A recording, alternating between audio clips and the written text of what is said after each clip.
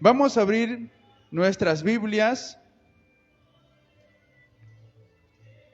en la primera carta del apóstol Juan, el capítulo 2. La primera carta del apóstol Juan, el capítulo 2. Amén. Los versículos 1 al 11. Dice la palabra del Señor de esta manera: Hijitos míos, estas cosas os escribo para que no pequéis, y si alguno hubiere pecado, abogado tenemos para con el Padre, a Jesucristo el justo. Y Él es la propiciación por nuestros pecados, y no solamente por los nuestros, sino también por los de todo el mundo. Y en esto sabemos que nosotros le conocemos, si guardamos sus mandamientos. Y el que dice, yo le conozco, y no guarda sus mandamientos, el tal es mentiroso, y la verdad no está en él. Pero el que guarda su palabra, en este verdaderamente el amor de Dios se ha perfeccionado. Por esto sabemos que estamos en él. El que dice que permanece en él, debe andar como él anduvo. Hermanos, no os escribo mandamiento nuevo, sino el mandamiento antiguo que habéis tenido desde el principio. Este mandamiento antiguo es la palabra que habéis oído desde el principio. Sin embargo, os escribo un mandamiento nuevo que es verdadero en él y en vosotros, porque las tinieblas van pasando y la luz verdadera ya alumbra. El que dice que está en la luz y aborrece a su hermano está todavía en tinieblas. El que ama a su hermano permanece en luz y en él, y no hay tropiezo. Pero el que aborrece a su hermano está en tinieblas y anda en tinieblas y no sabe a dónde va, porque las tinieblas le han cegado los ojos. Palabra del Señor. Podemos tomar nuestros asientos un momento y que Dios nos ayude. Y también a todos los que se están conectando, donde quiera que estén, que la palabra del Señor ilumine su corazón, ilumine sus vidas. Amén. Cuando nosotros leemos o vemos este capítulo 2 de la primera carta de Juan, nos habla sobre la comunión y el compañerismo que el creyente justificado, ¿sí?, justo por la fe en Cristo Jesús, tiene esa comunión y ese compañerismo con Dios. Recuerden que la Biblia dice que el Señor Jesús es el mediador entre Dios y los hombres. Y si en Cristo hemos obtenido justificación y redención, debemos permanecer entonces en comunión, en intimidad con Dios. Entonces este capítulo nos habla del creyente redimido que ahora disfruta en Cristo de la comunión con Dios. Vive en esa presencia de Dios de manera permanente, de manera continua, y entonces el apóstol está diciendo que el creyente debe mantener esa comunión con Dios, ¿sí? Porque ha sido justificado, ha sido lavado por la sangre de Cristo. Y si el creyente entonces ha sido justificado y tiene una comunión con Dios, entonces el creyente ahora, si es que peca, puede confesar sus pecados ante Dios porque tenemos un abogado, que es distinto a nuestra vida pasada cuando estábamos en el Señor. Cuando estábamos en el Señor estábamos condenados porque no teníamos un abogado quien pueda interceder por nosotros. Pero ahora, como creyentes redimidos, entonces, si es que pecamos, podemos ir al Padre a través de nuestro Señor Jesucristo y pedir perdón. Pero también este capítulo nos dice que si andamos en luz, debemos saber que si andamos en luz, y andar en luz es vivir en la comunión con nuestro Señor, es por la obra y el sacrificio de nuestro Señor, que nos dice que entonces Él nos ha perfeccionado o nos ha justificado. Y ese no es un mérito nuestro, sino es un mérito que Cristo hizo por nosotros, y entonces estamos, ¿qué cosa? Perfeccionados y justificados. Y el apóstol entonces, en esa vida de justificado, en esa vida que ahora somos perfeccionados, nos dice que debemos acudir ¿a quién? A Dios. Amén. En socorro para confesar cualquier pecado que nosotros cometemos porque aún estamos en esta carne y entendiendo que Cristo es nuestro abogado y que por la fe y esa gracia de Dios hemos sido incluidos a la familia de Dios. Entonces, ahora gozamos de una vida justa. No por mí, no por su esfuerzo, no por mis obras, sino por los méritos de Cristo. Amén. Somos justificados, es decir, ahora vivimos una vida justa. Yo quisiera compartir en esta noche, ¿sí?, la vida del justo. Amén. La vida del justo, porque somos justificados ahora por la obra de Cristo Jesús. Y entonces, la vida del justo está edificada en Cristo. No puede estar edificada, ¿sí?, en otra cosa, en otro individuo, en otra persona. La vida del justo tiene que estar basada en Cristo, tiene que estar edificada en Cristo. Mire lo que dice el versículo 1. Ustedes con su Biblia, por favor. Dice la palabra del Señor: hijitos míos, estas cosas os escribo para que no pequéis. Para que no pequemos. Este versículo es una exhortación para que el creyente no peque. No debemos pecar. No estamos ya hechos para pecar, porque a través de Cristo somos, ¿qué cosa? Perfeccionados y justificados para tener una vida en comunión con Dios. Entonces el apóstol dice que no debemos pecar. El apóstol dice: os escribo a vosotros, sí, para que no pequéis. ¿Por qué? Porque ahora nuestra vida está vinculada, sí, está en Cristo, está unida y tenemos comunión con el Padre a través de Cristo. Y si tenemos una comunión con el Padre y nuestra vida es justificada, entonces usted y yo no debemos pecar. Y entonces el apóstol Pablo nos exhorta, y por eso que cada creyente que está unido a Cristo debe saber que no debemos pecar. Y eso lo dice el versículo 3 del capítulo 1, ¿sí?, de Juan. Dice: lo que hemos visto y oído, eso anunciamos, para que también vosotros tengáis comunión, dice, con nosotros, y nuestra comunión verdadera es con el Padre y con el Hijo. Entonces el apóstol es bien claro: todo aquel que ha sido justificado y que su vida está edificada en Cristo no debe pecar. ¿Por qué? Nosotros estamos unidos al Señor. Eso nosotros debemos saber, y debemos saber que el pecado rompe la comunión con Dios.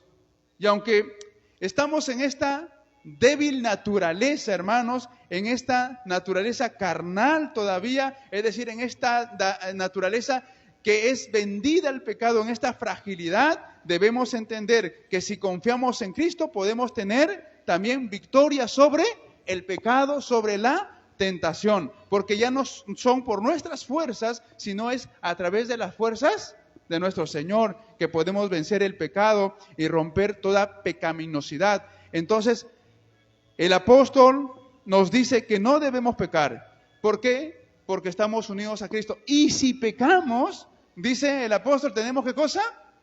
Un abogado. Un abogado ante el Padre, que es Jesucristo, el perfecto, es el justo. Entonces, mi hermano, usted y yo debemos saber que tenemos un abogado. El apóstol está diciendo en este versículo que no debemos pecar. Entonces nos recuerda que en nuestra vida pasada, usted y yo hacíamos pecado, fabricábamos pecado, planificábamos pecado, pero ahora que estamos en la condición de justificados, tenemos una lucha constante, que sí tenemos que por ahí quizá un pensamiento que nos lleva a pecar, quizá tenemos una intención de pecar, o quizá pecamos con una acción, con una palabra, pero estando ahora justificados, podemos ir al Padre a través de Jesús para poder pedir perdón. Es totalmente distinto a nuestra vida anterior. ¿Amén? Entonces, la Biblia dice que tenemos abogado. Mire lo que dice el versículo igual 1. Dice: estas cosas os escribo para que no pequéis. Y si alguno hubiere pecado, abogado tenemos para con el Padre, a Jesucristo, el justo. Entonces la vida del justo está edificado en Cristo porque Cristo es nuestro abogado. si pecamos, hermanos, Cristo es nuestro abogado, quien aboga por nosotros y también es nuestro mediador entre Dios y los hombres. Estamos justificados. E incluso en esta vida de justos, la Biblia dice que tenemos lucha entre la carne que jala hacia abajo, hacia las cosas de este mundo, y el espíritu que nos lleva a buscar las cosas de Dios. Hay una lucha constante. Y por eso que ahora el justo, la vida del justo que está en Cristo, ¿verdad?, puede ir a través de Cristo y pedir perdón y confesar sus pecados y el Señor perdonarlo. No era así en nuestra vida anterior, que el hombre está en su pecado, planifica pecado, en su proyecto pecaminoso, y ¿verdad?, y está bajo la ira de Dios. A menos de que ese hombre que está pecando y proyecta pecado, el Espíritu Santo toque su corazón y lo traiga arrepentimiento, entonces será justificado. Qué distinto entonces es nuestra vida, estimados hermanos, y los que nos oyen también, porque puedes estar en tu pecado, puedes tú proyectar pecado y hacer pecado, te puedes persignar o tener un ídolo a quien tú le adoras, pero ese ídolo no te va a poder salvar. El único que te va a poder salvar y perdonar tus pecados y justificarte es Cristo Jesús. Así que es lo que dice el apóstol Juan, no solamente a nosotros, sino también a todo aquel que es convencido por la palabra del Señor y viene a arrepentimiento, y el Señor también lo va a perdonar. ¿Por qué Cristo es nuestro abogado? Porque Cristo es perfecto, es justo, es sin pecado. Él es el único que puede perdonar, limpiar nuestros pecados y justificarnos. No hay otro. Si nos encomendamos a una virgen, si nos encomendamos a un ídolo, si nos encomendamos a un patrón, no nos va a salvar. Es Cristo quien nos salva, es Cristo quien nos redime, porque Él es perfecto, sin pecado, y entonces puede justificar al hombre. Y si somos justificados, Él es nuestro mediador ante ese tribunal divino, ante el Padre. Amén, a su nombre. Mire, la vida del justo, esa es nuestra vida, hermanos. Estamos justificados a través de Cristo, y es Cristo que intercede a través de nosotros ante el tribunal del Padre. Es un mediador entre Dios y los hombres, entre los que somos justos ahora en Cristo ante Dios, porque Dios a través de Cristo nos ve justos y perfectos. Aleluya. Entonces el apóstol Juan está diciendo que tenemos un abogado, pero debemos entender que este abogado también, el libro de Apocalipsis nos habla que se convertirá ¿en qué? En un juez. En un juez que va a sentenciar, amigo que tú nos estás escuchando, amiga que tú nos estás escuchando, familia, matrimonio que tú no estás escuchando. Quizá tú puedes decir, ¿qué importa? Mi vida es así, yo vivo de esta manera. Pero sabe, Dios en algún momento, el Señor se va a convertir en un juez justo y te va a pedir cuentas por tus obras, por tus actos. ¿Qué le diremos? Y el Señor y el apóstol está diciendo que tenemos un abogado, y es Cristo nuestro Señor. Recuerden que la paga del pecado es muerte, mas la dádiva o el regalo en Cristo Jesús es vida eterna. Entonces, la vida del justo está edificado en Cristo, porque Cristo es nuestro abogado, es su abogado, se ha sido justificado por la sangre de Cristo, pero también, sí, la vida del justo está edificada en Cristo, porque Cristo se sacrificó por nuestros pecados, por mis pecados, por sus pecados. Y la palabra propiciación en el versículo 2, si vamos un momento, versículo 2 dice, y Él es la propiciación por nuestros pecados, y no solamente por los nuestros, sino también por los de todo el mundo. El apóstol Juan está diciendo que Cristo Jesús se sacrificó por nuestros pecados. La palabra propiciación tiene que ver con apaciguar la ira de Dios. Y Dios es un Dios justo, y su justicia demanda ¿qué cosa? Que se castigue el pecado. O sea, no hay otra manera de que usted y yo nos salvemos, hermanos. No hay otra manera que el mundo, la gente se salve. Y es a través de Cristo. Cómo el mundo confunde el asunto de la salvación, el asunto de que la persona tiene que irse al cielo. Algunos dicen, tengo que ser bueno. Y no se trata de ser bueno, se trata de tu vida que tiene que ser justificada por nuestro Señor o por Cristo.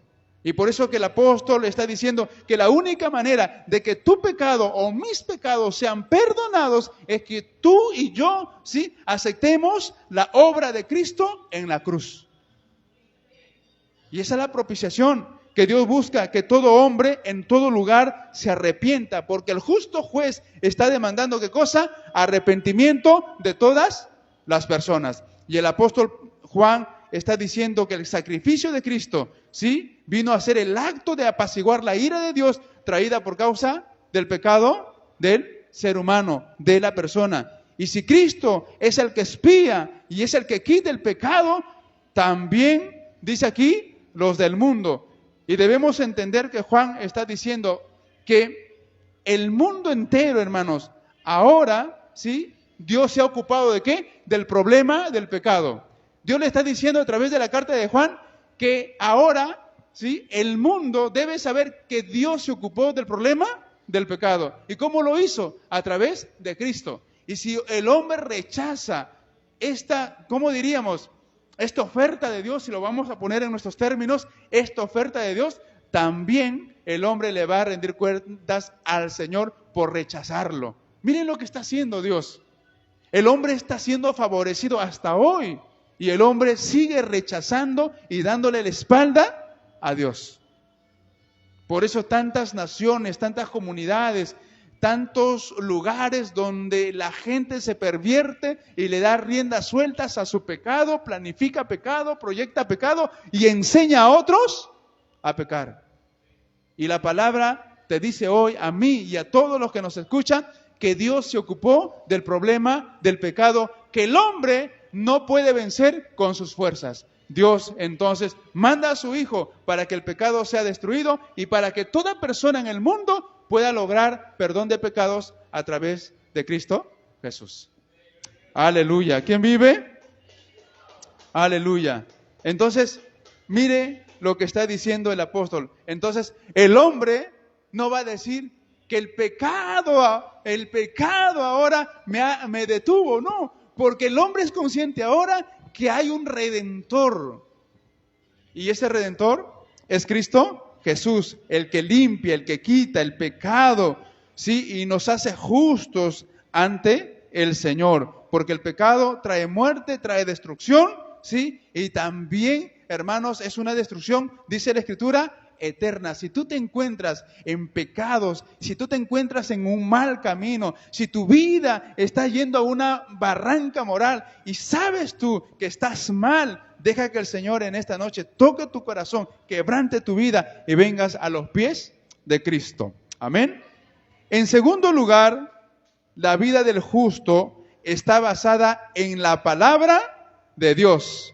¿Por qué? Porque el justo conoce a Dios. Amén. Vamos a leer el versículo 3. El justo conoce a Dios. Mire lo que dice.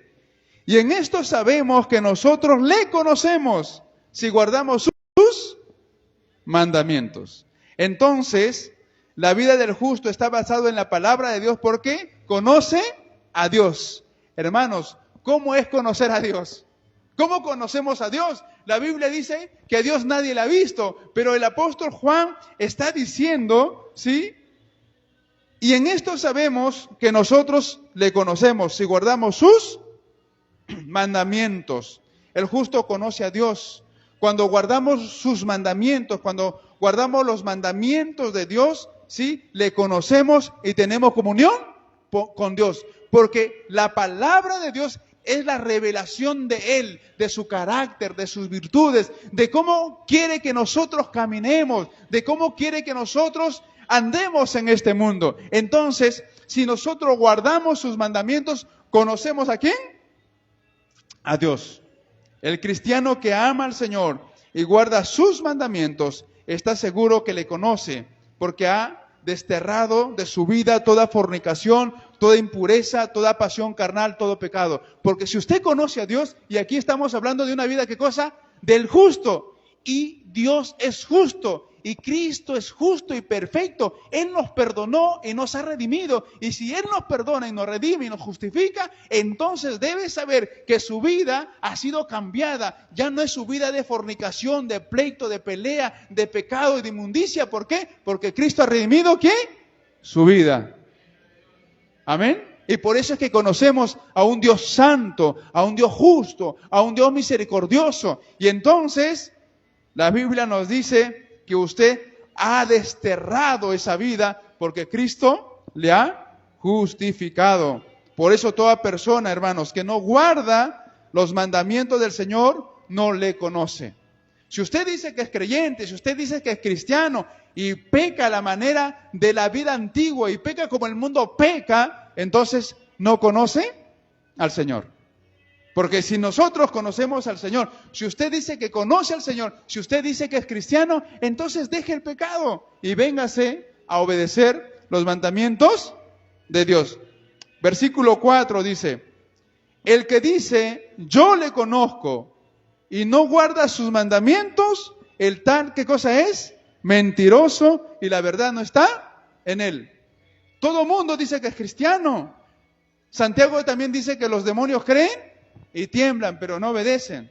¿Qué no obedecen? Los mandamientos de Dios. Y hay mucha gente, sí, que tiene fe de los demonios, porque dicen que son creyentes, pero están pecando a la manera del mundo.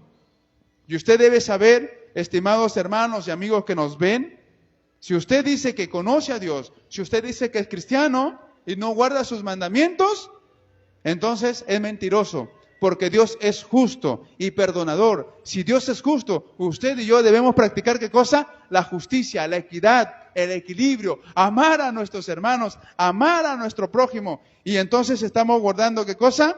Los mandamientos del Señor.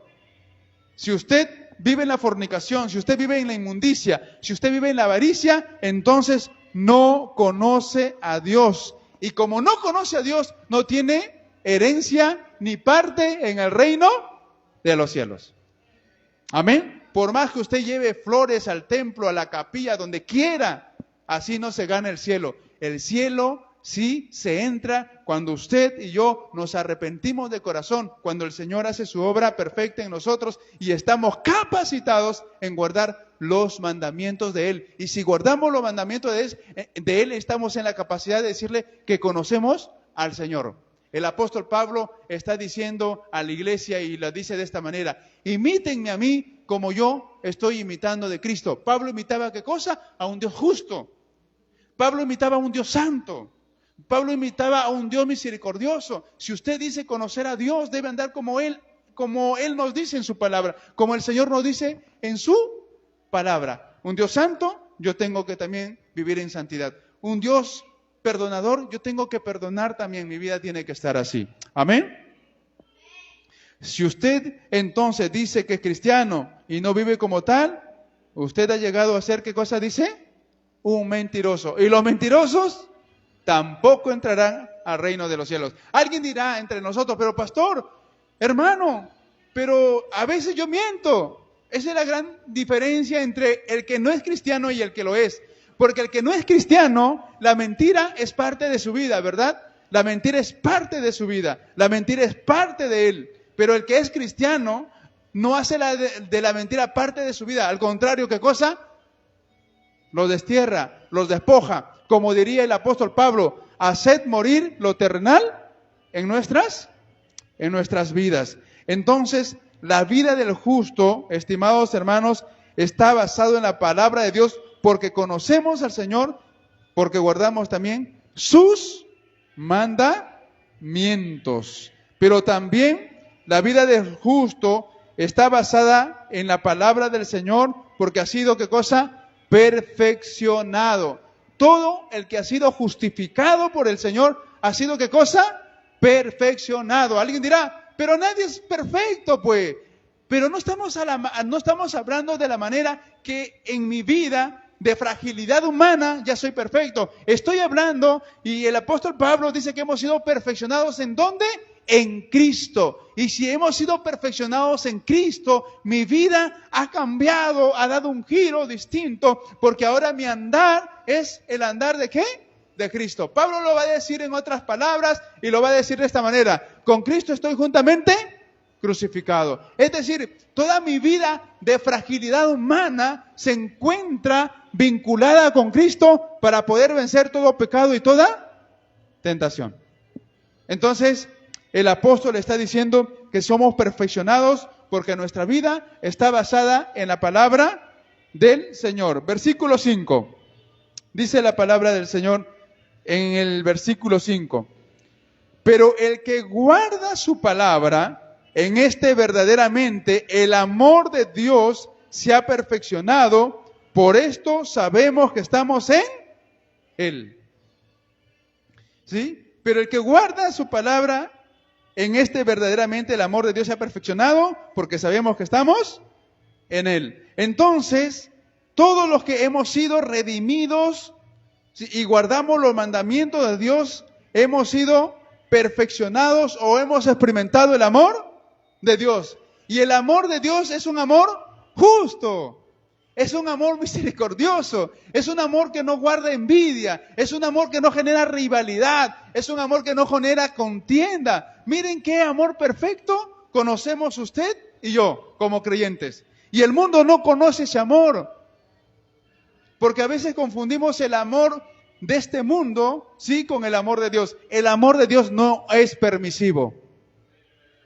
El amor de Dios no es permisivo, el amor de Dios no es como el mundo piensa. El amor de Dios conlleva un amor de justicia. Y por eso que el Señor demanda que usted y yo, si conocemos a Él, debemos guardar su palabra, porque su amor ha sido derramado en nuestros corazones y su amor nos ha perfeccionado. Amén. El apóstol Juan nos habla entonces que el creyente, que el que ha sido redimido, ha experimentado el amor de Dios. Y nosotros conocemos entonces plenamente el amor de Dios. Es un poco difícil quizá vivir en ese amor justo, ¿verdad? Pero tenemos que hacerlo. Porque ¿quién de nosotros, a buenas y a primeras, va a perdonar a su enemigo? Se nos hace complicado, ¿verdad? Sí, a todos se nos hace complicado. Pero si el amor de Dios ha sido perfeccionado en nuestra vida, quiere decir que ese amor perfeccionado, justo y santo, debe obrar en mi vida también para amar y perdonar a mi enemigo. Quizá no se merece el perdón que yo le doy, como tampoco yo no merecía el perdón de Dios. ¿Verdad que sí? No lo merecía.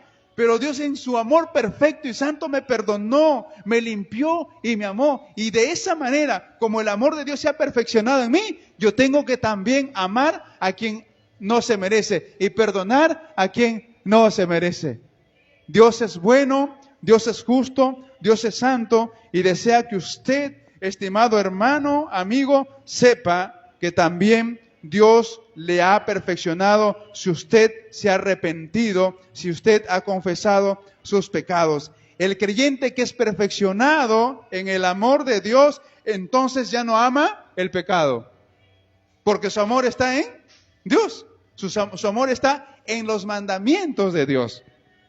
El creyente que ha sido perfeccionado en el amor de Dios, entonces no planea y no está planificando cómo pecar, cómo destruir al otro. Al contrario, está buscando en todo la paz en el amor de Dios.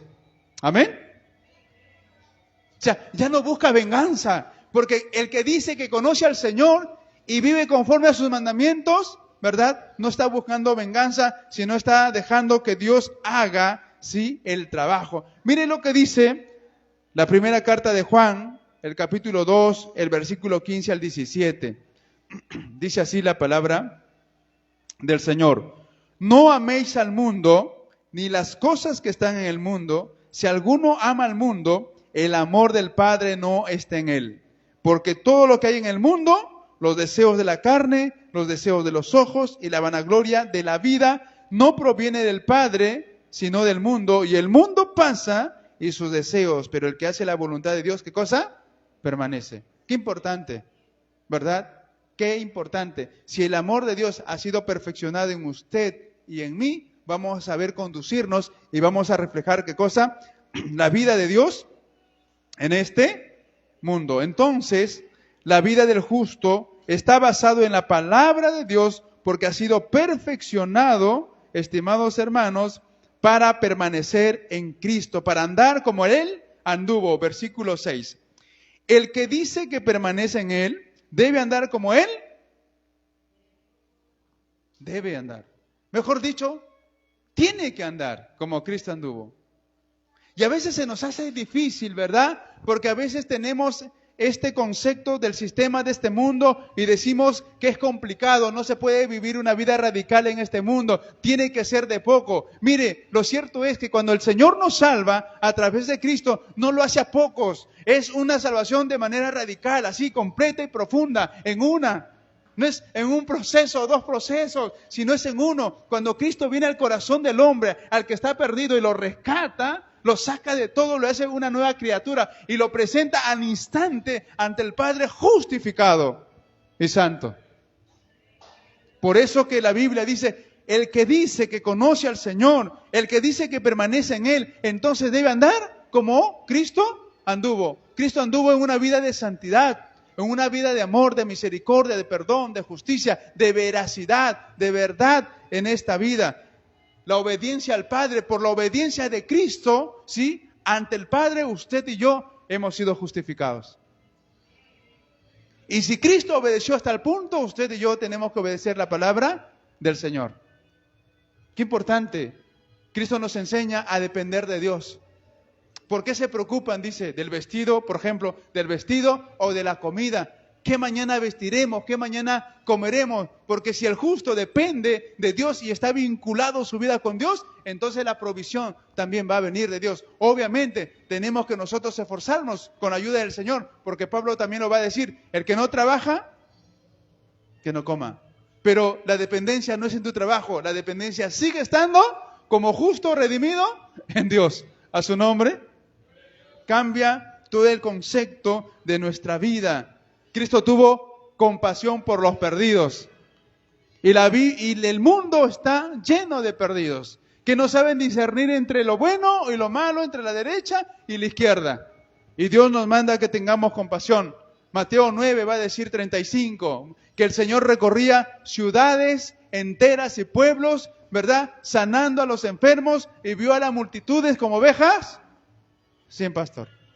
Y entonces Dios nos manda a que usted y yo debe andar como el Señor anduvo. ¡Qué privilegio! Si usted, amigo que nos ve y los que estamos aquí, quiere tener un prototipo de quién imitar, entonces imite a Cristo. Pablo imitó de Cristo y por eso dice que él imita de Cristo.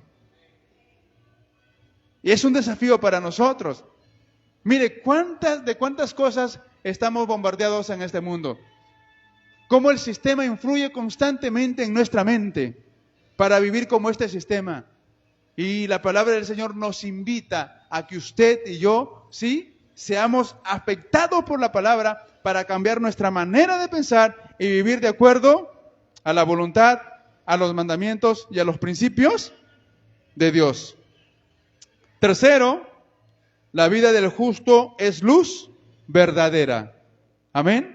La vida del justo es luz verdadera porque ha dejado, ¿qué cosa? Las tinieblas. Mire lo que dice el versículo 7 y 8. Hermanos, no os escribo mandamiento nuevo, sino el mandamiento antiguo que habéis tenido desde el principio. Este mandamiento antiguo es la palabra que habéis oído desde el principio. Sin embargo, os escribo un mandamiento nuevo, que es verdadero en Él y en nosotros. Porque las tinieblas van pasando y la luz verdadera ya alumbra. Mire lo que está diciendo el apóstol Juan aquí, que hemos dejado las tinieblas porque estamos en luz verdadera. ¿Y por qué hemos dejado las tinieblas? ¿Por qué cree que usted como cristiano redimido ha dejado las tinieblas? Uno, obviamente porque Cristo nos sacó, nos rescató, pero ahora porque andamos en los mandamientos del Señor. Y por eso es que nuestra vida ya no está en tinieblas. Y aquí no se trata de un mandamiento, hermanos, antiguo solamente. El mandamiento antiguo es seguir andando en las promesas del Señor. Cuando nosotros leemos el Antiguo Testamento va a decir, no te apartes a derecha ni a izquierda. El Antiguo Testamento nos va a decir, oye, obedece mis mandamientos. Si tú los guardas, si tú los obedeces, tu vida será próspera. Cuando el Señor le dice a Israel para que obedezca, mira, pongo delante de ti la vida y la muerte, la bendición y la maldición. ¿Qué quieres? Y el Señor le dice, escoge la vida. Y la vida tenía que ver con obedecer los mandamientos de Dios. Y este principio no ha cambiado. Os escribo un mandamiento, dice el apóstol Juan. Un mandamiento, dice. No es nuevo, sino el mandamiento antiguo que ustedes conocen y que es desde el principio. Pero también parece contrario, ¿verdad? El versículo 8 dice, sin embargo, os escribo un mandamiento nuevo. ¿Por qué dice un mandamiento antiguo y ahora un nuevo?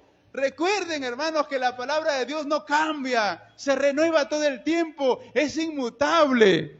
Amén. Y como es inmutable, pues no cambia. Ese mandamiento que parece antiguo es el mismo mandamiento renovado en Cristo Jesús. A su nombre.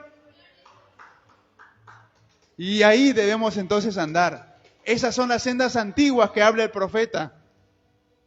Y entonces nosotros debemos andar en esos mandamientos que el Señor a través de Juan nos dice que nosotros andemos. La persona redimida entonces tiene que andar en los mandamientos del Señor, que son mandamientos que se renuevan, que no cambian, que están siendo permanentes para que usted y yo andemos en ellos. Amén. El andar en el Señor, en sus mandamientos. Si amamos sus mandamientos, entonces también debemos amarnos unos a otros. Este es el mandamiento que parece antiguo, pero es nuevo, porque la palabra del Señor no cambia. Cielos y tierra pasarán, pero la palabra del Señor no pasará, permanece. Entonces, si permanece, seguimos estando en los mandamientos del Señor. No solamente estamos en esa gracia, en esa bondad de Dios, sino también en amar y obedecer sus mandamientos. Entonces, la vida del justo está en luz verdadera porque ha dejado, ¿qué cosa? Las tinieblas. Porque sigue estando en los mandamientos de Dios para obedecerlos. Porque estamos en Él verdadero. Y si estamos en Él, entonces nuestra vida es una luz. Y cuando dice luz, se refiere a una vida ¿de qué? De permanente comunión con Dios. En un estado siempre de vivir en santidad o esforzarnos en vivir en santidad. El que es santo, santifíquese. Y tenemos que luchar. Por eso Juan dice, comienza, hijitos míos, no pequéis. ¿Por qué? Porque ustedes están en el verdadero, porque ustedes están en comunión con Dios, porque ustedes están en una vida de santidad. El que no está en una vida de santidad está en pecado y necesita ser rescatado de esa manera de vivir. Y es Dios quien le puede sacar de allí. Entonces la vida del justo, amén, es luz verdadera porque ama con el amor divino. Versículo 9. El que dice que está en luz, que está en comunión con Dios, que está en santidad, el que dice que guarda los mandamientos del Señor, no debe aborrecer a su hermano. Pero a veces nos mordemos, nos arañamos, nos juzgamos, nos murmuramos, ¿verdad? Criticamos hasta decir basta. Y el que dice acá, el que dice que está en luz, en santidad, en comunión con Dios, ¿cómo pues puede aborrecer a su hermano? Es increíble, porque así vivimos muchos cristianos. Venimos a la iglesia, ¿verdad? Y juzgamos a los demás. Venimos a la iglesia y decimos que leemos la Biblia, ¿sí? Y aborrecemos a los demás, murmuramos con los demás. Y creo que así Dios no nos va a llevar al cielo. Si somos justificados, si vivimos una vida de justificación, si estamos en la luz y en la santidad de Dios, no tenemos que aborrecer a nuestro hermano, porque si lo hacemos, estamos en tiniebla. Es bastante desafiante la palabra del Señor en nuestra vida, porque nuestra lengua, un pequeño miembro, contamina todo nuestro cuerpo muchas veces. Y ahí el apóstol Juan está diciendo, si eso sucede, abogado tenemos entonces. Ve al Padre para que te perdone a través de Cristo Jesús. Entonces, la vida de este creyente redimido tiene que amar como ese amor divino porque está en luz. Y si ama como el amor de Dios, entonces también va a amar a su hermano. Amén. Dice el versículo, porque si no amamos a nuestros hermanos, Si decimos que somos creyentes y no amamos a nuestros hermanos, ¿nos convertimos en qué? En piedra de tropiezo. De verdad, otros no van a querer seguir la vida cristiana porque simplemente nosotros nos convertimos en piedra de tropiezo. Porque si decimos que amamos a Dios, tenemos que esforzarnos para vivir como Él anduvo. Amén. Entonces, si usted ama con el amor divino, entonces Dios también le va a guiar. Versículo 10. El que ama a su hermano permanece en luz y en él no hay tropiezo. Amén. Si nosotros amamos a nuestros hermanos, ¿sí? Alguien dirá, pastor, pero si hace mal, ¿no le voy a corregir? Sí, la Biblia nos dice que debemos exhortarnos unos a otros en el amor de Dios. Porque si el amor de Dios no es permisivo, entonces tampoco va a permitir el pecado. Entonces, como el amor de Dios no es permisivo y es justo, el amor de Dios implica corrección, exhortación, que nos corrijamos y nos exhortemos unos a otros. Como pastor yo también puedo recibir una exhortación de ustedes, porque quizás si yo no ando bien, nadie va a andar bien. Porque se supone que como pastores tenemos que dar el ejemplo, y si no estoy andando bien, Dios puede utilizarle a usted para que usted me exhorte en el amor de Dios, obviamente, ¿verdad? No me va a venir acá con piedras y palos tampoco, pues no. Pero en el amor de Dios, usted me va a corregir. Y si yo soy un hombre temeroso, voy a escuchar la voz de Dios a través de usted. Porque a través de usted, Dios también me manda, ¿qué? A que usted me enderezca. Porque la gracia y el amor de Dios ha sido derramado en su corazón. No para que me juzgue y murmure, al contrario, para que me corrija y me ayude a enderezarme también. ¿A su nombre? Entonces, el que ama a su hermano permanece en luz y en él no hay tropiezo. ¿Por qué? Porque Dios le va a guiar a toda verdad. Su sendero va a ser iluminado por los mandamientos de Dios. Aleluya. Pero también debemos saber, hermanos, que si no estamos nosotros en esa luz verdadera, sí, podemos aborrecer a nuestros hermanos y la verdad no está en nuestras vidas. Mire lo que dice el versículo 11. Pero el que aborrece a su hermano está en tinieblas y anda en tinieblas y no sabe a dónde va, porque las tinieblas, ¿qué cosa? Le han cegado. El pecado ciega. El pecado no nos deja ver la bendición de Dios. El pecado no nos deja ver el camino de santidad de Dios. Y como no nos deja ver el camino de santidad de Dios, el hombre que está en pecado y la mujer que anda en pecado va a ser contrario a los propósitos de Dios. Siempre va a llamar a lo malo bueno y a lo bueno malo. Porque anda contrario a los propósitos de Dios. Y por eso que el apóstol está diciendo, pero el que aborrece a su hermano. Mira, ¿cuánta gente mata a su prójimo? El aborto, por ejemplo, ¿no? El aborto es criminal porque hace que se maten unos a otros entre prójimos que están hechos a la imagen y semejanza de Dios. El asesinato, el sicariato no es bueno. ¿Por qué? Porque está en contra de la vida que Dios nos ha dado. El que aborrece a su hermano, no solamente hablando como comunidad de fe, sino también hablando para con los demás. Y Dios va a juzgar a tales personas que practican ese pecado, que aborrecen a sus hermanos, porque la Biblia dice, el que aborrece a su hermano, también se convierte en homicida. Radical la palabra del Señor. Nos habla como iglesia, pero también nos habla, ¿sí?, al mundo que no conoce al Señor, o que lo ignora y lo rechaza. Pero sabe que Dios también te va a juzgar de los pecados que tú practicas, porque el aborrecer a su hermano no solamente tiene que ver con guardar el rencor o ira, sino también con quitarle la vida. Ejemplo, el capítulo 4 de Génesis, cuando Caín mata a su hermano, no solamente tiene ira y resentimiento en el corazón, sino que usa una arma y le quita la vida. El que aborrece a su hermano es un homicida, y los homicidas no tienen parte en el reino de los cielos. No solamente homicida porque guardas resentimiento, ira en tu corazón hacia tu prójimo, sino también que tú usas tus manos para derramar sangre. Dios es bastante confrontativo a través de su palabra. Y Dios quiera, hermanos, que regule nuestra vida, porque si andamos así, andamos en un camino, en una condición muy triste, porque el que no ama a su hermano está en pecado, está en tiniebla, y el pecado y la tiniebla lo lleva a perdición eterna y al castigo eterno.